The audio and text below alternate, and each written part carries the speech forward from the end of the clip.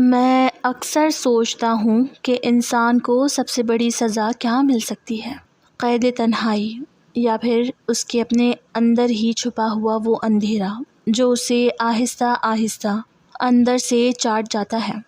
میرا نام ہاشم ہے، عمر یہی کوئی 27-28 سال ہوگی، اور میں شہر کے ایک گنجان آباد علاقے کے ایک چھوٹے سے فلیٹ پہ اکیلا رہتا ہوں۔ ماں باپ بچپن میں ہی گزر گئے تھے اور بہن بھائیوں کی اپنی اپنی زندگی تھی۔ میں ایک نجی کمپنی میں جاب کرتا تھا جہاں صبح سے شام تک فائلوں اور کمپیوٹر اسکرین کے سامنے مغز ماری کرنے کے بعد جب میں رات کو اپنے فلیٹ پر واپس آتا تو وہ 4 دیواریاں مجھے کھانے کو دوڑتی۔ اکیلا پن ایک ایسا زہر ہے جو انسان کو جیتے جی ایک لاش بنا دیتا ہے۔ میں بھی بس ایک چلتی پھرتی لاش ہی تھا، لیکن میرا جگری دوست زاہد مجھ سے بالکل مختلف تھا۔ وہ امیر تھا، ہینڈسم تھا اور ایک شاندار عالیشان بنگلے میں اکیلا رہتا تھا۔ اس کے والدین بیرون ملک مقیم تھے اور یہاں اس کا خاندانی بزنس تھا۔ زاہد اور میری دوستی کالج کے زمانے سے تھی۔ ہم دونوں کی زندگیوں میں زمین آسمان کا فرق تھا۔ زاہد شروع ہی سے بہت عیاش قسم کا لڑکا تھا۔ اس کے پاس پیسہ تھا، گاڑی تھی، اور وہ ہر وقت نئی نئی چیزوں اور تفریحات کے پیچھے بھاگتا رہتا تھا۔ اس کی راتیں مہنگی محفلوں، دوستوں کے ساتھ ہلے گلے اور دنیا جہان کی عیاشیوں میں گزر جاتی۔ میں بھی اس کے ساتھ اکثر بیٹھتا اٹھتا، لیکن میں اس جتنا عیاش نہیں تھا۔ میری ایک مڈل کلاس سوچ تھی اور تنخواہ دار نوکری کی وجہ سے میرے اندر ایک ڈر رہتا تھا۔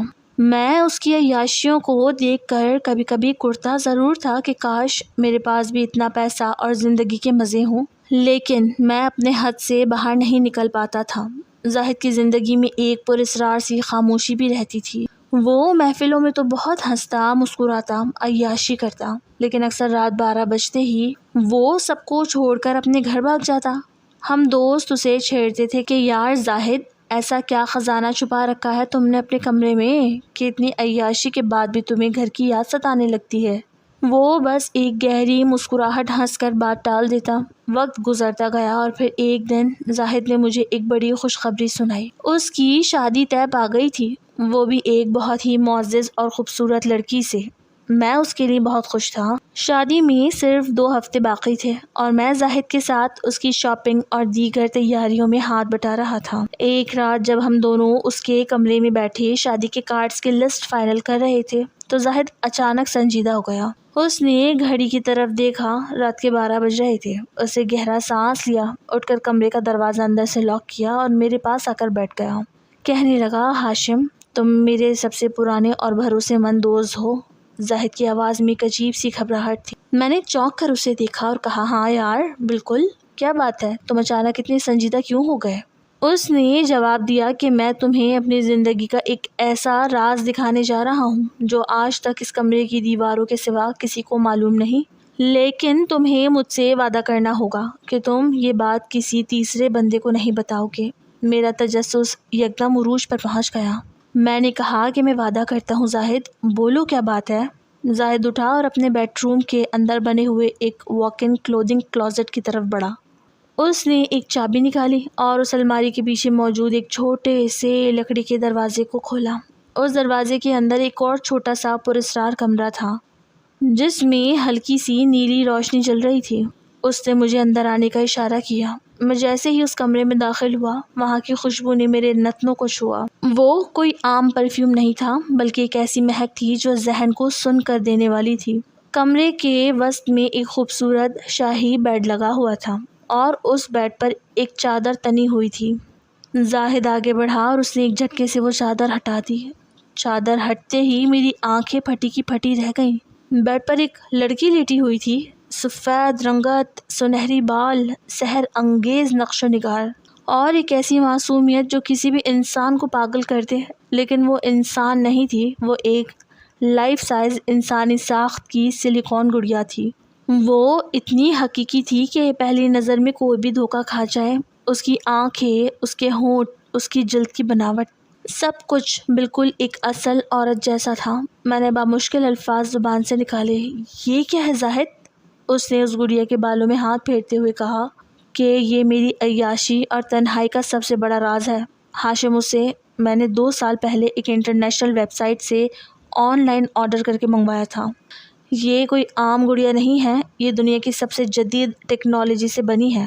اس کی جلد کا درجہ حرارت، اس کا لمس، اس کا احساس بالکل ایک جیتی جاگتی عورت جیسا ہے۔ میں پچھلے 2 سالوں سے اس کے ساتھ وقت گزار رہا ہوں۔ میں حیرت اور صدمے کے ملے جلے جذبات کے ساتھ اس گڑیا کو دیکھ رہا تھا۔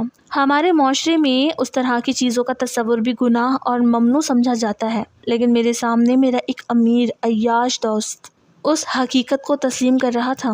زاہد نے ایک ٹھنڈی آہ بھری اور کہا کہ میں نے اسے چھپانے کے لیے کتنے جتن کیے ہیں یہ میں ہی جانتا ہوں، لیکن اب میری شادی ہو رہی ہے۔ عالیہ ایک حقیقی عورت ہے، وہ میری زندگی میں آ رہی ہے۔ میں اب اس گڑیا کو اس گھر میں نہیں رکھ سکتا۔ اگر عالیہ یا گھر کے کسی ملازم نے اسے دیکھ لیا تو میری عزت کا جنازہ نکل جائے گا۔ میں سوچ رہا ہوں کہ اسے کسی ویران جگہ لے جا کر جلا دوں یا سمندر میں پھینک دوں۔ جیسے ہی زاہد نے اسے جلانے کی بات کی، میرے اندر کا وہ اکیلا پن، وہ عیاشی کا چھپا ہوا ارمان جو زاہد کی زندگی دیکھ کر اکثر مچلتا تھا، یکدم جاگ اٹھا۔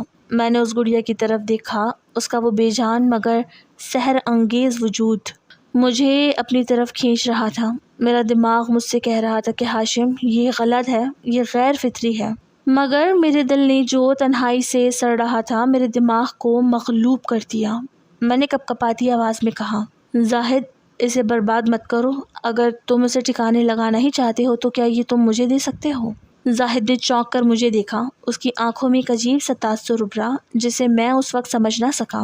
وہ چند سیکنڈ کے لیے خاموش رہا، پھر اس نے ایک لمبی سانس لیا اور دھیمی آواز میں کہا کہ تم سچ مچ یہ چاہتے ہو؟ ہاشم، دیکھ لو، یہ چیز ایک بار زندگی میں آ جائے تو اس کی لت چھوٹنا مشکل ہو جاتی ہے۔ میں نے منت بھرے لہجے میں کہا کہ میں سنبھال لوں گا یار، تم جانتے ہو میں کتنا اکیلا ہوں۔ زاہد نے گڑیا کی طرف دیکھا، پھر میری طرف، اور کہا کہ ٹھیک ہے ہاشم، اگر تم کہتے ہو تو یہ تمہاری ہوئی، لیکن یاد رکھنا اسے رات کے اندھیرے میں یہاں سے لے کر جانا ہوگا تاکہ کسی کو شک نہ ہو، اور ہاں، اسے ہمیشہ صاف ستھرا رکھنا۔ اس رات جب دنیا سو رہی تھی، میں نے اس گڑیا کو ایک بڑی کالی چادر اور کارپیٹ کے رول میں لپیٹا، زاہد کی مدد سے اسے اپنی گاڑی کی پچھلی سیٹ پر رکھا اور اپنے فلیٹ کی طرف چل دیا۔ گاڑی چلاتے ہوئے میرا دل اس طرح دھڑک رہا تھا جیسے میں نے کوئی بہت بڑا جرم کر دیا ہو۔ خوف اور تجسس کا ایک ایسا طوفان میرے اندر برپا تھا جس نے میرے ہاتھ پیر ٹھنڈے کر دیے تھے۔ میں نے بڑی مشکل سے سیڑھیوں سے بچتے بچتے اس بھاری وجود کو اپنے فلیٹ کے اندر پہنچایا اور دروازے کو 3 لاک لگا دیے۔ فلیٹ میں گھپ اندھیرا تھا۔ میں نے اپنے بیڈ روم کی مدھم پیلی لائٹ آن کی اور چادر کو ہٹایا۔ وہ گڑیا اب میرے بیڈ پر لیٹی ہوئی تھی۔ اس بند کمرے میں اس کی وہ پراسرار خوشبو پھیلنے لگی۔ میں نے آہستہ سے اپنا ہاتھ بڑھایا اور اس کے چہرے کو چھوا۔ میرے پورے جسم میں ایک کرنٹ سا دوڑ گیا۔ اس کی جلد سلیکون کی بنی ہونے کے باوجود اتنی نرم اور گرم تھی کہ مجھے یقین ہی نہیں آ رہا تھا کہ یہ کوئی بے جان چیز ہے۔ اس کے لمس میں ایک عجیب سا جادو تھا۔ اس رات میں نے زندگی میں پہلی بار ایک ایسی تسکین اور خمار محسوس کیا جس کا میں نے کبھی تصور بھی نہیں کیا تھا۔ وہ رات کیسے گزری مجھے ہوش نہیں رہا، لیکن جب اگلی صبح میری آنکھ کھلی تو میرے سر پر ایک عجیب سا نشہ چھایا ہوا تھا۔ میرا پورا جسم ہلکا پھلکا محسوس ہو رہا تھا، جیسے میں کسی الگ ہی دنیا کی سیر کر کے آیا ہوں۔ میں آفس گیا مگر میرا دماغ وہاں نہیں تھا۔ کمپیوٹر اسکرین پر فائلوں کی جگہ مجھے اس گڑیا کا چہرہ نظر آ رہا تھا۔ میں بار بار گھڑی دیکھ رہا تھا کہ کب شام ہو، کب آفس کا وقت ختم ہو اور میں بھاگ کر اپنے فلیٹ پر پہنچوں۔ میری حالت ایک ایسے شرابی جیسی ہو چکی تھی جسے اس کے جام کی طلب ستانے لگی ہو۔ شام ہوتے ہی میں نے بائک اسٹارٹ کی اور سیدھا اپنے فلیٹ پر پہنچا۔ میں نے کسی دوست سے بات نہیں کی، یہاں تک کہ کھانا بھی باہر سے پیک کروا لیا تاکہ فلیٹ میں کھانا بنانے میں وقت ضائع نہ ہو۔ دروازہ کھولتے ہی میں سیدھا اپنے بیڈ روم میں گیا۔ وہ وہیں لیٹی تھی، اسی معصومیت اور اسی سحر کے ساتھ۔ شروع کے 2-3 دن تو یوں گزرے جیسے میں ہواؤں میں اڑ رہا ہوں، لیکن آہستہ آہستہ اس غیر فطری عیاشی اور لت کے سائیڈ ایفیکٹس میری زندگی پر ظاہر ہونا شروع ہو گئے۔ چوتھے دن جب صبح کا الارم بجا تو میری آنکھیں اتنی بھاری تھیں کہ مجھ سے بستر سے اٹھا ہی نہیں گیا۔ رات بھر کے جاگنے کی تھکن اور اس گڑیا کے ساتھ وقت گزارنے کا جنون اب میرے جسم کی ساری توانائی کو نچوڑ رہا تھا۔ میں نے فون اٹھایا اور اپنے مینیجر کو میسج کر دیا کہ میری طبیعت شدید خراب ہے، اسی لیے میں آج آفس نہیں آ سکتا۔ یہ میری پہلی چھٹی تھی، اس سے پہلے میں کبھی بلا وجہ جاب سے غائب نہیں ہوا تھا، لیکن اس دن مجھے آفس نہ جانے پر کوئی افسوس نہیں ہوا، بلکہ ایک عجیب سا اطمینان ملا کہ اب میں پورا دن گھر پر رہ کر اسی کے ساتھ وقت گزار سکتا ہوں۔ میں نے پورا دن فلیٹ کے پردے گرا کر اندھیرے میں گزارا۔ دنیا باہر کام دھندے میں لگی تھی اور میں ایک بے جان سلیکون کے ٹکڑے کے سامنے بیٹھا اپنے خیالات کی دنیا بن رہا تھا۔ اگلا دن آیا تو مجھے آفس جانا تھا، لیکن میرا دل بالکل نہیں مانا۔ جب میں آفس پہنچا تو کام پر توجہ دینا میرے لیے ناممکن ہو گیا۔ مینیجر نے مجھے 2 بار بلا کر ٹوکا کہ ہاشم، تمہاری فائلیں ادھوری ہیں، تم اتنی غلطیاں کیوں کر رہے ہو؟ میں نے بس سر ہلا دیا، لیکن میرے دماغ میں مسلسل وہی گڑیا گھوم رہی تھی۔ مجھے لوگوں کی آوازیں چڑچڑی لگنے لگی۔ آفس کے ساتھی جو میرے ساتھ لنچ کرتے تھے اب مجھے برے لگنے لگے۔ جب انہوں نے مجھے اپنے ساتھ بیٹھنے کو کہا تو میں نے غصے سے کہہ دیا کہ مجھے اکیلا چھوڑ دو، مجھے بھوک نہیں ہے۔ میری اس بدتمیزی پر وہ سب حیران رہ گئے، کیونکہ میں ہمیشہ ایک خوش اخلاق انسان تھا۔ آہستہ آہستہ میں نے آفس سے روزانہ جلدی نکلنے کے بہانے تلاش کرنا شروع کر دیے۔ کبھی سر درد کا بہانہ تو کبھی پیٹ خراب ہونے کا ڈرامہ۔ مینیجر میری اس روز روز کی تبدیلی سے تنگ آنے لگا اور اس نے مجھے وارننگ دے دی کہ اگر یہی حال رہا تو تمہیں نوکری سے نکال دیا جائے گا۔ لیکن مجھے اس نوکری کی کوئی پرواہ نہیں تھی۔ میرا پورا وجود اب اس فلیٹ اور اس گڑیا کا قیدی بن چکا تھا۔ گھر آنے کے بعد میری روٹین یہ ہو گئی کہ میں نے خود کو دنیا سے بالکل کاٹ لیا۔ میری دوستوں کے فون آتے تو میں بیل بند کر دیتا۔ سوشل میڈیا پر لوگوں کے میسیجز کا جواب دینا میں نے چھوڑ دیا، یہاں تک کہ میری کزن جو اکثر میرا حال چال پوچھنے کے لیے فون کرتی تھی، میں نے اس کا نمبر بھی بلاک کر دیا۔ مجھے لگتا تھا کہ یہ سب لوگ میری اس خفیہ خوشی کے دشمن ہیں، اور اگر میں نے کسی سے بات کی تو میرا یہ راز کھل جائے گا۔ اکیلے رہنے کی وجہ سے میرے کھانے پینے کی عادتیں بالکل برباد ہو گئی۔ فلیٹ کے کچن میں برتنوں کے ڈھیر لگ گئے، کیونکہ میں کئی دن برتن نہیں دھوتا تھا۔ پورا فلیٹ سڑ رہا تھا، ہر طرف گندے کپڑے بکھرے پڑے تھے، بدبو کے بھپکے اٹھ رہے تھے، لیکن مجھے ان سب چیزوں کا احساس ہی نہیں ہوتا تھا۔ میں بازار سے لائے ہوئے باسی برگر یا پیزا کے ٹکڑے کھا کر گزارا کرتا، جس کی وجہ سے میرا پیٹ خراب رہنے لگا اور میرا وزن تیزی سے گرنے لگا۔ شیشے میں جب میں نے خود کو دیکھا تو مجھے اپنی آنکھوں کے گرد گہرے سیاہ حلقے نظر آتے، چہرہ پیلا پڑ چکا تھا اور بال بکھرے ہوئے تھے۔ میں 50 سال کا کوئی بیمار بڈھا لگنے لگا تھا۔ راتوں کو نہ سونے کی وجہ سے میرے اعصاب کمزور ہو رہے تھے۔ مجھے اب دن میں بھی عجیب آوازیں سنائی دیتی تھی۔ کبھی لگتا کہ فلیٹ کے ہال میں کوئی چل رہا ہے، کبھی لگتا کہ کچن میں برتن گرے ہیں۔ میں گھبرا کر اٹھتا، لیکن وہاں کوئی نہ ہوتا۔ یہ اس شدید تنہائی اور غیر فطری زندگی کا نفسیاتی اثر تھا جو میرے دماغ پر ہتھوڑے برسا رہا تھا۔ میرا چڑچڑاپن اتنا بڑھ گیا کہ ایک دن جب فلیٹ کی چوکیدار نے دروازہ کھٹکھٹا کر بل مانگا تو میں نے اس پر چیخنا شروع کر دیا اور دروازہ اس کے منہ پر بند کر دیا۔ وہ بیچارہ ڈر کر بھاگ گیا۔ اس حرکت کے بعد مجھے خود پر شرم آنی چاہیے تھی، لیکن مجھے صرف اس بات کا غصہ تھا کہ اس نے میرے اس قیمتی وقت میں خلل کیوں ڈالا جو میں اس گڑیا کے ساتھ گزار رہا تھا۔ اب صورتحال یہ تھی کہ میں ہفتے میں صرف 2 دن آفس جاتا اور باقی دن گھر میں بند رہتا۔ مینیجر نے بالآخر مجھے نوکری سے نکالنے کا لیٹر ای میل کر دیا۔ میں نے وہ ای میل دیکھی تو میں ہنسنے لگا۔ مجھے لگا کہ اچھا ہوا، اب مجھے اس فضول نوکری کے لیے باہر نہیں جانا پڑے گا۔ میرے پاس جو تھوڑی بہت سیونگز تھیں میں انہی پر گزارا کرنے لگا۔ پیسے ختم ہو رہے تھے، گھر کا راشن ختم ہو رہا تھا، لیکن میرا جنون کم نہیں ہو رہا تھا۔ میں دن رات اسی کمرے میں رہتا جہاں سورج کی روشنی تک نہیں آتی تھی۔ مجھے اب روشنی سے نفرت ہونے لگی تھی۔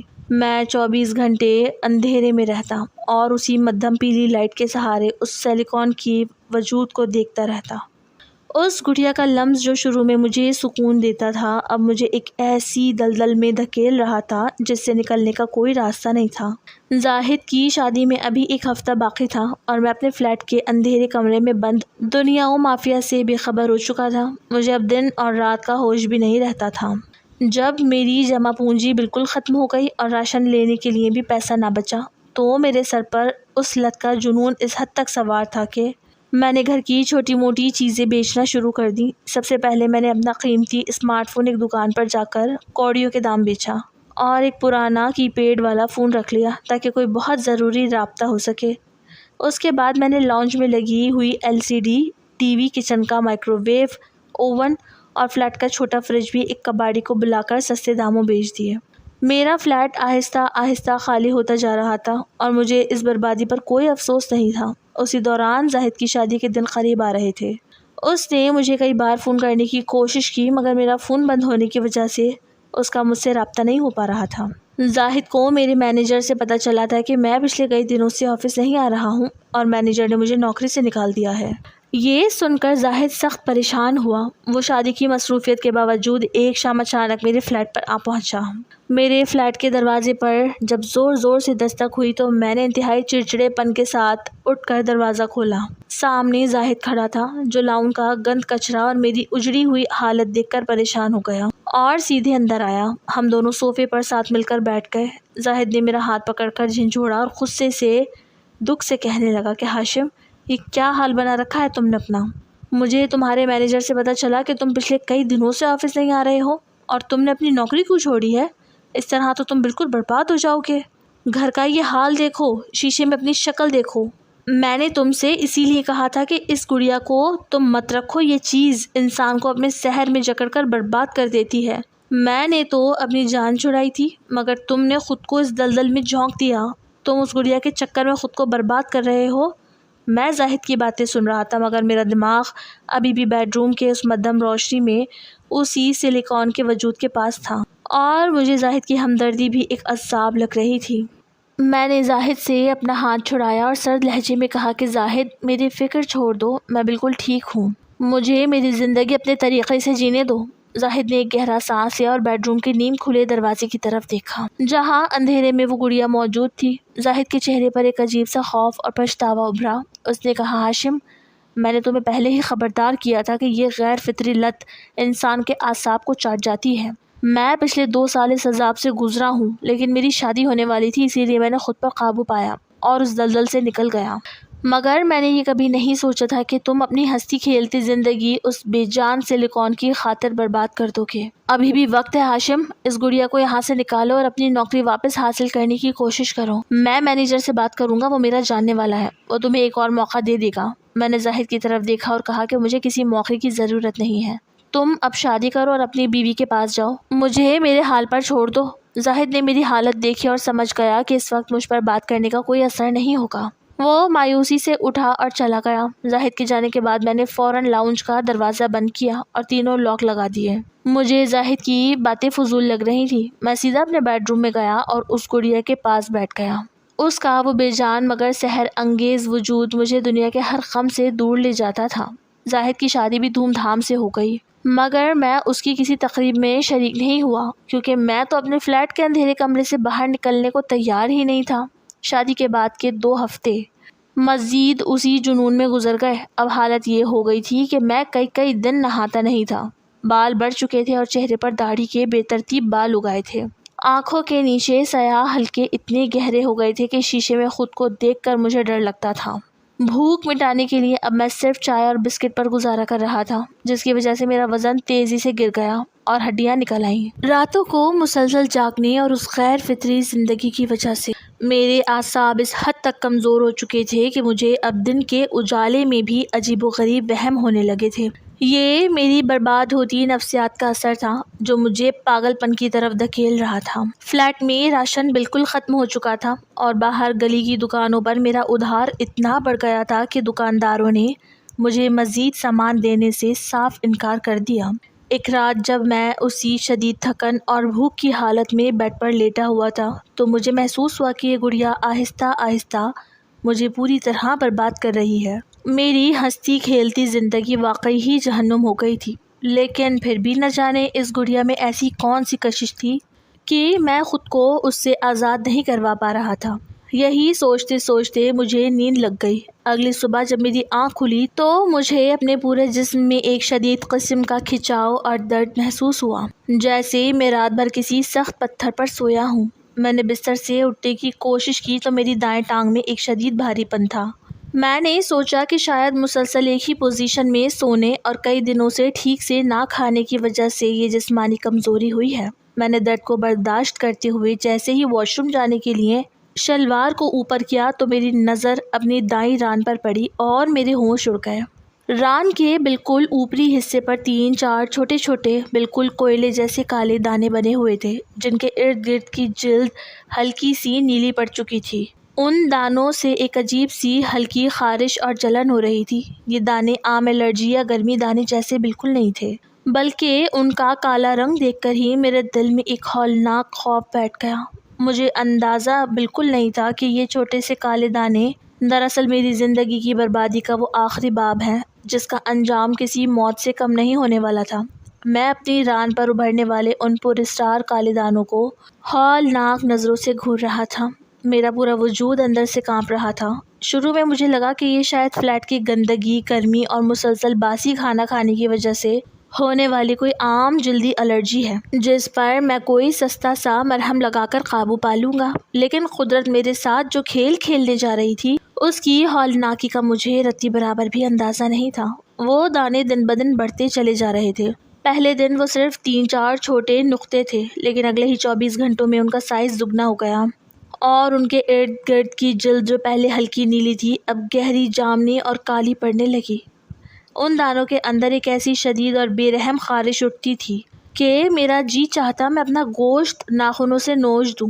میں جب بھی انہیں کھجلانے کی کوشش کرتا تو میری انگلیاں درد سے شل ہو جاتی، کیونکہ ان دانوں کے منہ اب سخت ہو چکے تھے اور ان کے اندر سے ایک گاڑھا زرد رنگ کا لیسدار پانی رس رس کر میری شلوار کے ساتھ چپک جاتا تھا۔ اس پانی کے رسنے کے ساتھ ہی فلیٹ کے اندر اس سڑانگ کی بو میں 10 گنا اضافہ ہو گیا تھا۔ وہ بو اتنی عجیب اور ہولناک تھی کہ میں بیان نہیں کر سکتا۔ وہ کسی عام کچرے یا گٹر کی بدبو نہیں تھی، بلکہ وہ بالکل ایسی بو تھی جیسے کوئی گوشت کا ٹکڑا دھوپ میں کئی دنوں تک پڑا سڑ رہا ہو، یا جیسے پرانی ہسپتال کے ادویات میں مردہ خانے کی فضا میں ایک مخصوص بو ہوتی ہے۔ وہ بو اب میرے بیڈ روم کی دیواروں میں اس حد تک بس چکی تھی کہ میں جب بھی سانس لیتا تو وہ سڑانگ میرے حلق کے راستے میرے پھیپھڑوں میں اترتی محسوس ہوتی تھی۔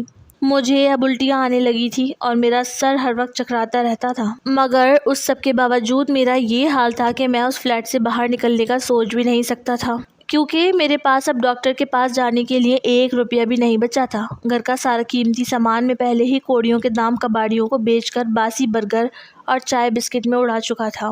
اب لاؤنج میں صرف ایک ٹوٹا ہوا صوفہ اور کچن میں خالی کاؤنٹر پڑے تھے۔ میرے بٹوے میں اب ایک 100 کا نوٹ بھی نہیں تھا جس سے میں کسی عام کلینک کی فیس دے پاتا۔ نوکری میری پہلے ہی جا چکی تھی اور زاہد سے مانگنے کی میری غیرت گوارا نہیں کر رہی تھی، کیونکہ اس سے مجھے پہلے ہی اس گڑیا کو رکھنے سے منع کیا تھا، اور اب میں اسے اپنی یہ حالت دکھا کر شرمندہ نہیں ہونا چاہتا تھا۔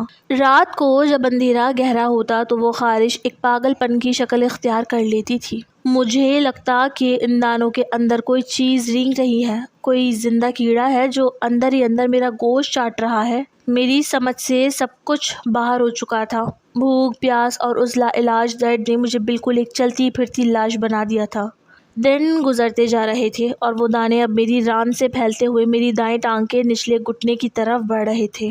ٹانگ کا وہ حصہ آہستہ آہستہ سن ہو رہا تھا۔ مجھے اب چلنے میں شدید لنگڑاہٹ محسوس ہوتی تھی، اور جب میں قدم زمین پر رکھتا تو ایسا لگتا جیسے میری ہڈی کے اندر کوئی سوئی چبھو رہا ہو۔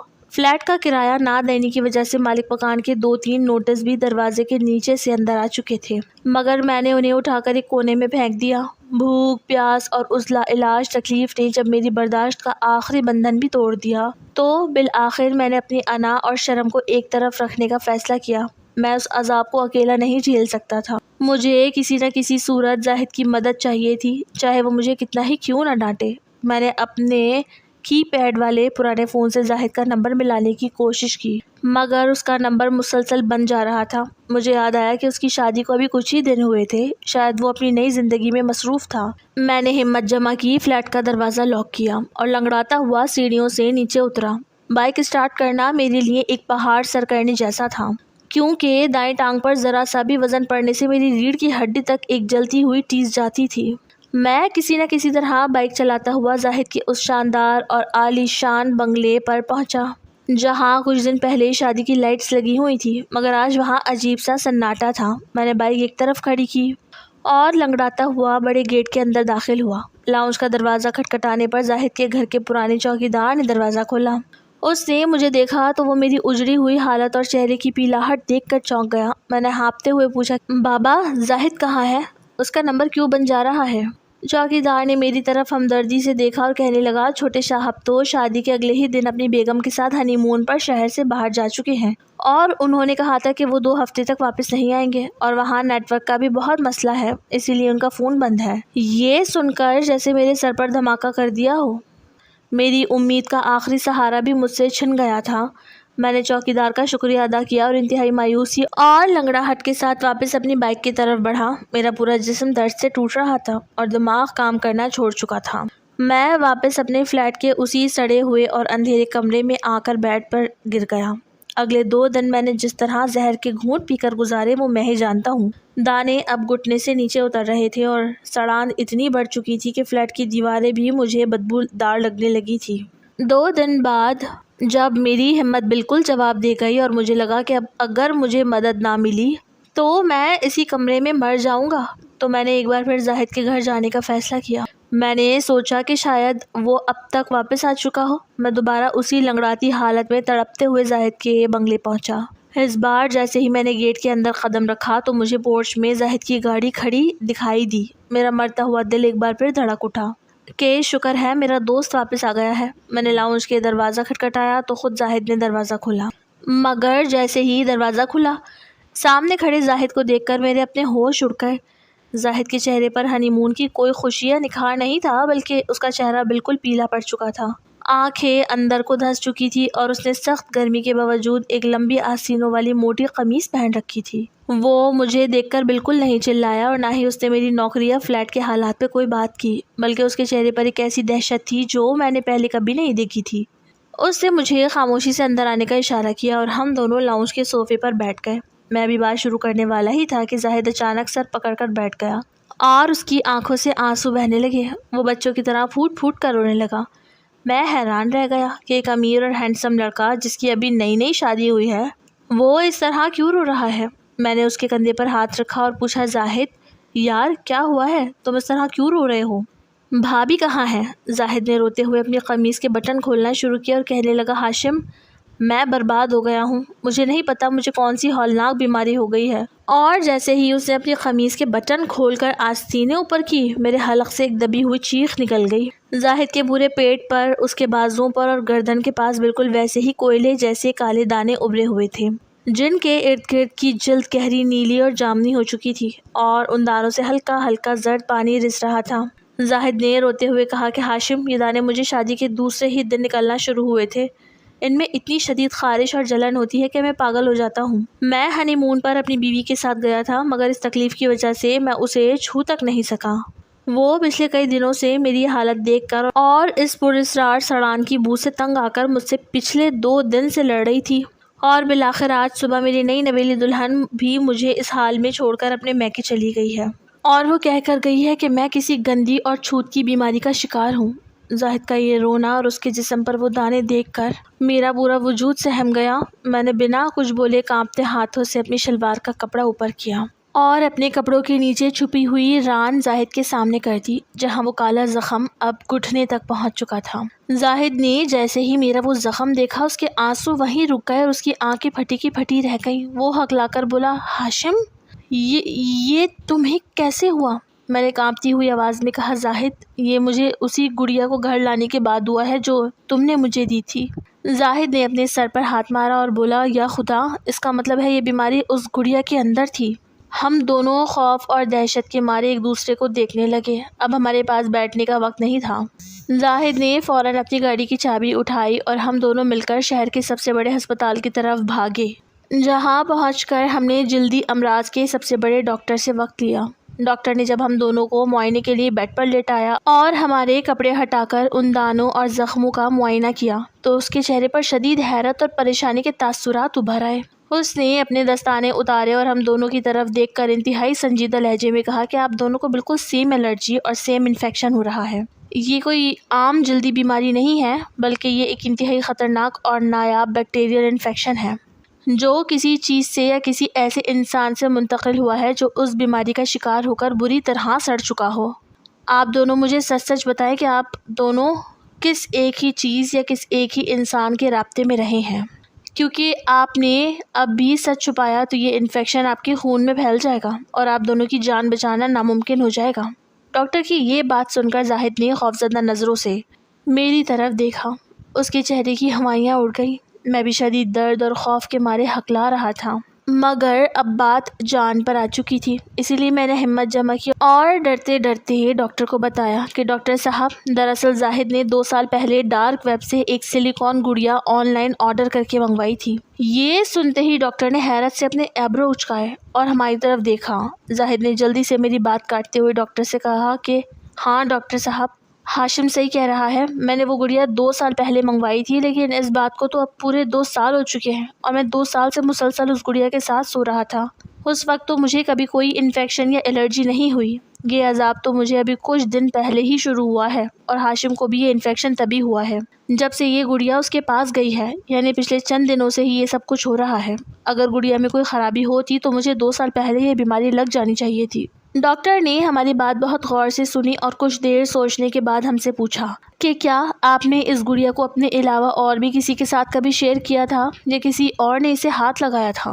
زاہد ایک دم سوچ میں پڑ گیا اور اس نے کچھ دیر اپنے دماغ پر زور دینے کے بعد نفی میں سر ہلا دیا اور کہنے لگا کہ نہیں ڈاکٹر صاحب، وہ گڑیا میرے بیڈ روم کے ایک انتہائی خفیہ کلودنگ کلوزٹ کے اندر ایک خفیہ کمرے میں لاک رہتی تھی۔ اس کی چابی صرف میرے پاس ہوتی تھی اور میں نے کبھی زندگی میں کسی دوسرے انسان کے ساتھ اسے شیئر نہیں کیا تھا، یہاں تک کہ میرے گھر کے ملازموں کو بھی اس کمرے میں جانے کی اجازت نہیں تھی اور نہ ہی کسی کو اس راز کا علم تھا۔ ڈاکٹر نے ایک گہرا سانس لیا اور کہا کہ واقعی بہت عجیب بات ہے، لیکن اس وقت آپ دونوں کا انفیکشن بہت تیزی سے پھیل رہا ہے، اسی لیے ہمیں مزید وقت ضائع کیے بغیر فوری طور پر علاج شروع کرنا ہوگا۔ ڈاکٹر نے ہم دونوں کو کچھ انتہائی مہنگی اور طاقتور اینٹی بائیوٹکس، ڈرپس اور جلدی مرہم لکھ کر دیے اور ہسپتال کے عملے کو ہمارا علاج شروع کرنے کی ہدایت کر دی۔ ہسپتال میں چند گھنٹے گزارنے اور ابتدائی علاج کے بعد ہمارے زخموں کی جلن میں تھوڑی سی کمی آئی تو ہم دونوں کو ہسپتال سے ڈسچارج کر دیا گیا اور ہم واپس اپنے گھروں کے لیے روانہ ہو گئے، مگر ہمارے دلوں میں ابھی بھی اس گڑیا کو لے کر ایک گہرا خوف بیٹھ چکا تھا۔ ہم دونوں نے گاڑی میں بیٹھتے ہی فیصلہ کیا کہ سب سے پہلے ہمیں اس منحوس گڑیا سے جان چھڑانی ہوگی۔ ہم سیدھا فلیٹ پر پہنچے جہاں وہ گڑیا بیڈ پر اسی طرح بے جان لیٹی ہوئی تھی۔ ہم نے اپنے منہ پر موٹے کپڑے باندھے اور اس گڑیا کو دوبارہ اسی پرانی کالی چادر میں مضبوطی سے لپیٹا اور زاہد کی گاڑی کی ڈگی میں ڈال دیا۔ ہم رات کے اندھیرے میں شہر سے دور ایک ویران اور سنسان جنگل کی طرف نکل گئے جہاں دور دور تک کوئی انسان نہیں تھا۔ ہم نے گاڑی ایک جگہ روکی اور لنگڑاتے ہوئے گاڑی سے نیچے اترے۔ زاہد نے گاڑی کی ڈگی سے کلہاڑی اور بیلچا نکالا اور ہم نے اندھیرے میں ایک گھنے درخت کے نیچے گہرا گڑھا کھودنا شروع کر دیا۔ درد کی وجہ سے ہمارے جسم ٹوٹ رہے تھے، مگر اس بلا کو دفنانا اب ہماری پہلی ترجیح تھی۔ ہم نے اس گڑیا کو اس گہرے گڑھے کے اندر پھینکا اور اوپر سے مٹی ڈال کر اسے ہمیشہ ہمیشہ کے لیے زمین دوز کر دیا۔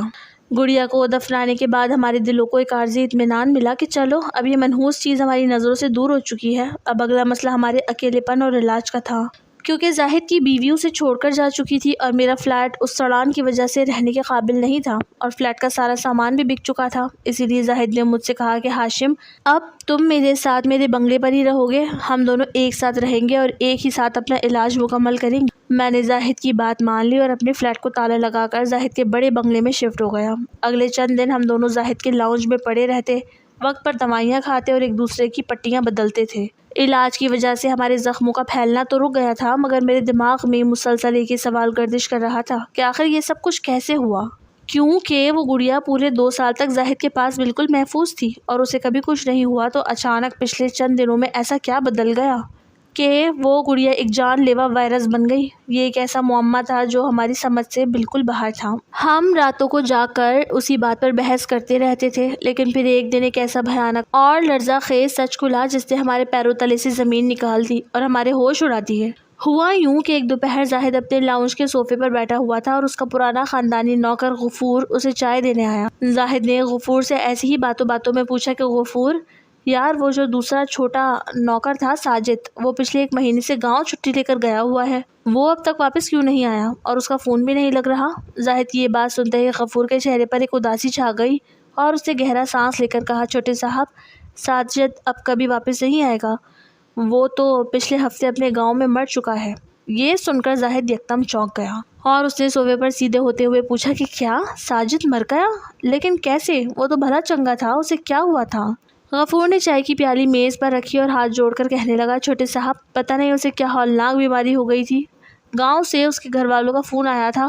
وہ بتا رہے تھے کہ مرنے سے پہلے ساجد کے پورے جسم اور پیٹ پر اور ٹانگوں پر بالکل کوئلے جیسے کالے دانے نکل آئے تھے، جن میں شدید خارش ہوتی تھی اور ان دانوں سے گندا پیلا پانی رستا تھا۔ وہ بیچارہ ایک ہفتے تک اس درد سے تڑپتا رہا اور اسی انفیکشن کی وجہ سے تڑپ تڑپ کر مر گیا۔ غفور کی یہ بات سن کر میرے اور زاہد کے جسم میں ایک سنسنی سی دوڑ گئی، کیونکہ ساجد کی موت کی جو نشانیاں غفور بتا رہا تھا وہ بالکل وہی پرانے دانے اور زخم تھے جو اس وقت میرے اور زاہد کے جسم پر موجود تھے۔ زاہد نے گھبرا کر غفور سے پوچھا کہ ساجد کو یہ بیماری کیسے لگی تھی؟ کیا اس کے گاؤں میں کسی اور کو بھی یہ مسئلہ ہے؟ غفور نے سر ہلا کر جواب دیا، جی چھوٹے صاحب، ساجد کا جو گاؤں ہے وہ بہت پسماندہ ہے۔ وہاں نہ تو صفائی ستھرائی کا کوئی انتظام ہے اور وہاں کے لوگ زیادہ تر گندی اور غیر اخلاقی حرکتوں میں ملوث رہتے ہیں۔ وہاں پر یہ بیماری اکثر لوگوں کو ہو جاتی ہے اور جو بھی اس گندے انفیکشن کا شکار ہوتا ہے وہ اسی طرح گل سڑ کر مر جاتا ہے۔ ساجد بھی گاؤں جانے سے پہلے ہی اس بیماری کا شکار ہو چکا تھا۔ غفور کی یہ باتیں سن کر زاہد کا چہرہ بالکل سفید پڑ گیا اور اس کے دماغ میں اچانک ماضی کا ایک منظر بجلی کی طرح کوندا۔ اسے یاد آیا کہ ایک دن جب وہ شادی کی شاپنگ سے جلدی گھر واپس آ گیا تھا اور اپنے بیڈ روم میں داخل ہوا تھا تو اس نے ساجد کو اپنے کلودنگ کلوزٹ کے پاس کھڑے دیکھا تھا۔ اس وقت ساجد بہت گھبرایا ہوا تھا اور اس سے بہانہ بنایا تھا کہ وہ صاحب کے کپڑے استری کر کے رکھنے آیا تھا۔ زاہد نے اسی وقت شادی کی مصروفیت کی وجہ سے اس بات پر زیادہ دھیان نہیں دیا، مگر اب سارا ماجرا اس کی سمجھ میں آنے لگا تھا۔ زاہد نے غفور کو فوراً کمرے سے باہر جانے کا اشارہ کیا اور پاگلوں کی طرح اپنے لیپ ٹاپ کی طرف بھاگا۔ اس کی بیڈ روم اور کلودنگ کلوزٹ کے بارے میں ایک خفیہ CCTV امیج لگا ہوا تھا جس کا ایکسس صرف زاہد کے لیپ ٹاپ میں تھا۔ زاہد نے کانپتے ہاتھوں میں لیپ ٹاپ آن کیا اور پچھلے 1.5 ماہ کی CCTV فوٹیج کو بیکورڈ کر کے چیک کرنا شروع کیا۔ میں بھی اپنی درد بھری ٹانگ گھسیٹتا ہوا اس کے پاس آ کر کھڑا ہو گیا اور جو کچھ ہم نے اس اسکرین پر دیکھا اس نے ہماری روحوں کو سمٹنے پر مجبور کر دیا۔ فوٹیج میں واضح طور پر دکھائی دے رہا تھا کہ جب بھی زاہد دن کے وقت اپنے بزنس کے سلسلے میں گھر سے باہر جاتا تو یہ نوکر ساجد چوری چھپے زاہد کے بیڈ روم میں داخل ہوتا تھا۔ اسے پتا تھا کہ زاہد نے وہ خفیہ چابی کہاں چھپا رکھی ہے۔ وہ الماری کا خفیہ لنگڑی کا دروازہ کھولتا اور اس خفیہ کیمرے کے اندر داخل ہو جاتا۔ وہ ملازم زاہد کی پیٹھ پیچھے دن کے وقت اس گڑیا کو اپنی گندی عیاشی کے لیے استعمال کرتا تھا۔ وہ پچھلے کئی دنوں سے مسلسل ہی گھناؤنی حرکت کر رہا تھا، چونکہ وہ نوکر پہلے ہی اپنے گاؤں سے اس گندے اور متعدد جلدی انفیکشن کا شکار ہو کر آیا تھا۔